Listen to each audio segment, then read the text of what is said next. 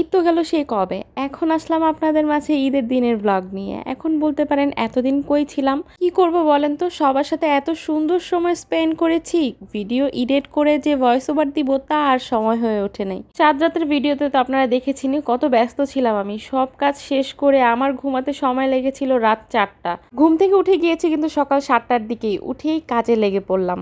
বিছানার চাদর চেঞ্জ করে বাবুকেও ফ্রেশ করিয়ে রেডি করিয়ে দিলাম। নতুন জামা পরিয়ে ভাবলাম মেয়েটার কিছু ছবি তুলবো, কিন্তু তার কই পারলাম বলেন। দেখেন সে কোনোভাবেই ছবি তুলতে রাজি না। যাই হোক, এরপর চলে আসলাম আমি যা যা ডেজার্ট আইটেম রান্না করেছি ঈদের দিনের জন্য ওগুলো সার্ভ করে নিচ্ছি।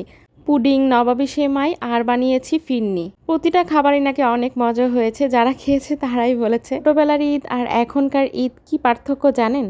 ছোটবেলায় ঈদের দিন সকালবেলা ঘুম থেকে উঠে ফ্রেশ হয়ে চলে যেতাম বাইরে গরু কাটা দেখতে বা সালামি তোলার উদ্দেশ্যে। আর এখন বড় হয়ে সকালবেলা ঘুম থেকে উঠে ফ্রেশ না হয়ে ঘর গুছাই আর আমার যে প্রিয়জন তাদেরকে রান্না করে খাওয়াই। যাই হোক, আনন্দ কিন্তু দুই বয়সেই। আমার মেয়ের অবস্থা দেখেন, নতুন বিছানা চাদরে উঠে কি পরিমাণ যে লাফালাফি করছে। যাই হোক, এরপর চলে আসলাম গরু কাটা দেখতে। আমি তো থাকি 7তলায়, 7তলা থেকে না দেখা যাচ্ছিল না কিভাবে কি করছে। তারপরে মোবাইলের ট্রাইপড ভিতরে দিয়ে তারপর দেখছি, বারবার মনে হচ্ছিল আল্লাহ আমার ফোনটা যদি এই 7তলা থেকে একবার পড়ে যায় তাহলে যে কি হবে। মাত্র এই কালো গরুটা জবাই করাই দেখছি, এরপর আর কোনোটা দেখতে পারি নাই। এখন চলে আসছি দুপুরে রান্না করার উদ্দেশ্যে। তাড়াতাড়ি করে একটু গরুর গোশত রান্না করে নিব। মেহমানও চলে আসছে আমাদের বাসায়, ওদেরকে নাস্তা দিয়ে আমি চলে আসছি দুপুরে রান্না করার উদ্দেশ্যে। দুপুরের মেনু ছিল খিচুড়ি আর গোশ ভুনা। আমার হাতের খিচুড়িটাও খুব মজা হয়, আর এই গোশ ভুনার কথা কি আর বলবো। কেউ যদি রেসিপি কখনো জানতে চান কমেন্টস করে জানাবেন, আমি একদিন শেয়ার করব।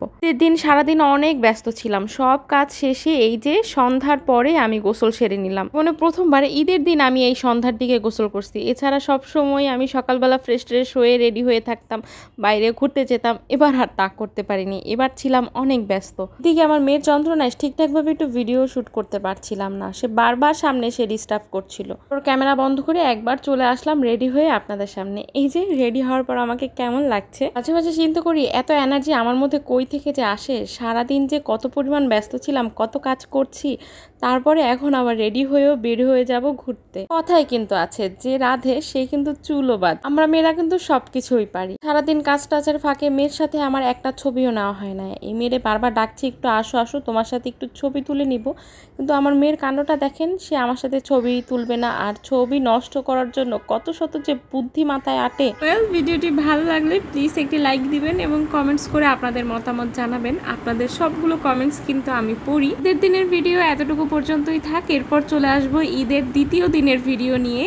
সবাই ভালো থাকবেন, সুস্থ থাকবেন, আমাদের জন্য দোয়া করবেন। আল্লাহ হাফেজ, আসসালামু আলাইকুম।